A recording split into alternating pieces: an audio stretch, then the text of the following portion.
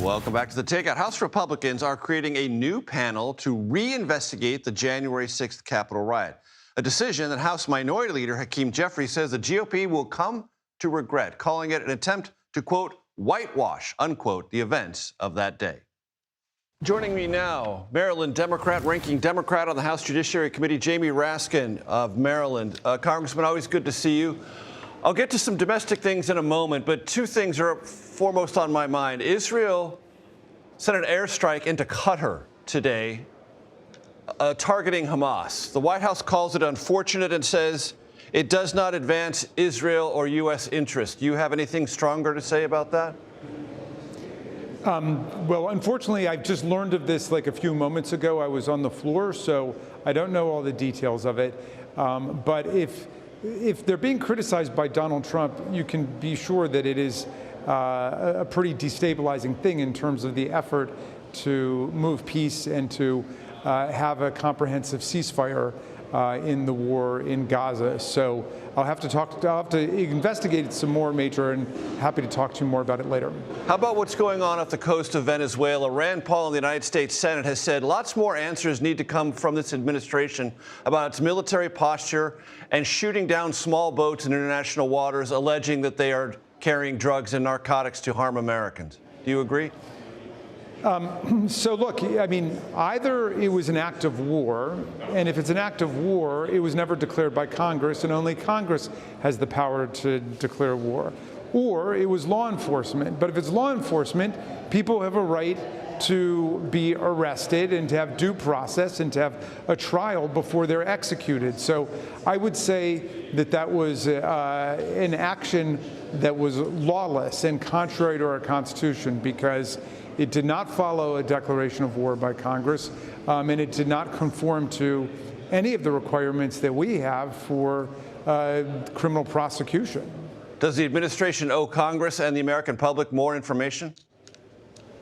Well, absolutely. You know, the administration thinks that it can just circumvent Congress because our Republican colleagues allow them to do it on a daily basis. But Congress has the power to declare war. Congress has the power to pass budgets. Congress has the power to impose taxes and tariffs, not the President of the United States, which is why he's been struck down both by the international, the Court of International Trade, but also the appeals court in the Federal Circuit over the Court of International Trade. He has just unilaterally asserted the right to impose tariffs on people all over the world without an act of Congress. We have the power to regulate commerce domestically and internationally, and so the president is usurping the powers of Congress. All right, on Epstein, what is your reaction to the White House denial that that is Donald Trump's signature in the Epstein birthday book? Oh, I didn't realize they denied that. Well, that's comical. I mean, we know that he was Epstein's best friend for more than a decade. We have all kinds of photographs of them together, all kinds of video of them together. And I don't think anybody takes seriously the idea that he wasn't the one who wrote that extremely disturbing and creepy letter for his birthday with the creepy cartoon drawing of a prepubescent girl. You know, I don't know what to make of that, other than to say the whole country is demanding release of the Epstein files. We don't want the dribs and drabs that the Trump administration wants us to see. We want the entire Epstein file that they don't want us to see. The president and the vice president say with some vigor, Congressman, that you and other Democrats never said anything about the Epstein files during the Biden presidency and that you actually don't care about this. This is just political one-upsmanship.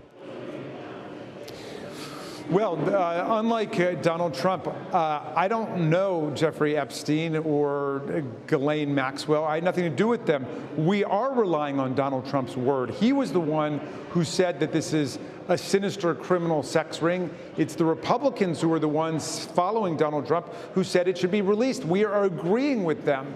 It's only after 1,000 FBI agents worked around the clock to go through all of the files and to redact Donald Trump's name and go through all the videos and photographs that Donald Trump decided, no, there's nothing to see here. I want this all to go away. But the whole country was unified in saying we wanted the Epstein files. So that's a pathetically irrelevant distraction from this point when he says, oh, this is a Democrat hoax. If it's a Democrat hoax, it's one that Donald Trump started. There is a new committee to investigate January 6th, convened by Republicans. You will be an ex officio member of that. What is your agenda? Our agenda would simply be to restate the absolute truth of what's in the report of the Select Committee on January 6th. They have not laid a glove on a single fact that we found. That was a real bipartisan committee that spoke to more than 1,000 different witnesses, that looked at millions of pages of documents and produced a report that nobody has touched in any way. They keep talking about Antifa or FBI agents and so on. If they think they've got something, bring it forward. But this is the second time they've tried to relitigate the report. In the last Congress, Mr. Loudermilk had an investigation into the investigation on the House Administration Committee. It was a complete dud. They weren't able to show anything. So the Democrats are not going to let them get away with any lies or right-wing conspiracy theories here. We're going to tell the truth about what happened again, and we will use it as an opportunity to educate new generations of young Americans about the dangers of authoritarianism. Jamie Raskin, Maryland Democrat, ranking Democrat on the House Judiciary Committee. Thanks for your time, sir. I appreciate it. You bet.